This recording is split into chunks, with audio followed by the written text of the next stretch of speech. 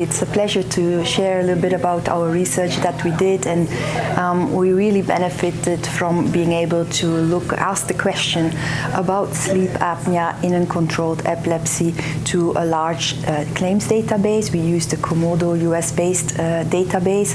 It captures a lot of patients, and the way we structured this is that we looked at like a 5-year sliding window to understand what the mortality rate is in uncontrolled epilepsy with sleep apnea. We used ICD-10 codes to identify those patients and also to extract a couple of comorbidities of interest. So what we are seeing is that we can look across ages with such an approach, because more than 2.3 million patient years are captured in that database, patients with uncontrolled epilepsy, which is about a little bit under 1 million of unique patients with uncontrolled epilepsy. So significant numbers here. And this allowed us to look into the mortality risk across ages.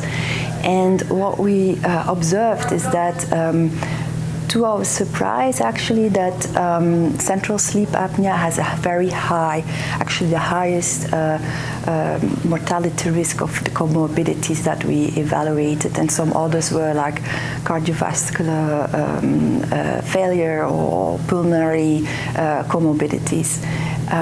So besides that, we also saw that in general, if you have sleep apnea codes, ICD-10 codes, your mortality rate is similar to a middle-aged patient with uncontrolled epilepsy. So for children, that's usually not the case, right? They have very low mortality rates. And we also able to look at standardized measures across the general US population, so to get like a standardized mortality rate.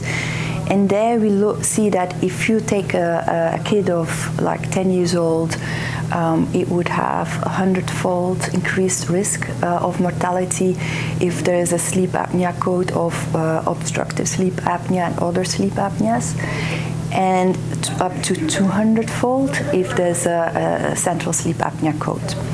So significant findings. Also, we wanted to look what would be the association with positive airway pressure treatment in those patients. Very interesting, we see that in the older patients, there's actually improved outcomes, mortality outcomes, when patients are on PAP therapy, but this was not the case in the children or the younger patients.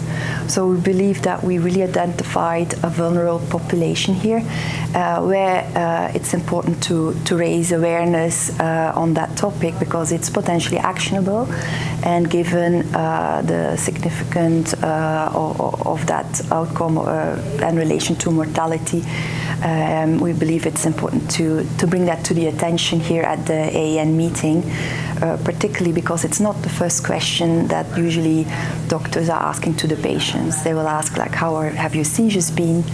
But not so much like, how have you been sleeping? Are you snoring? Are you having sleep apnea?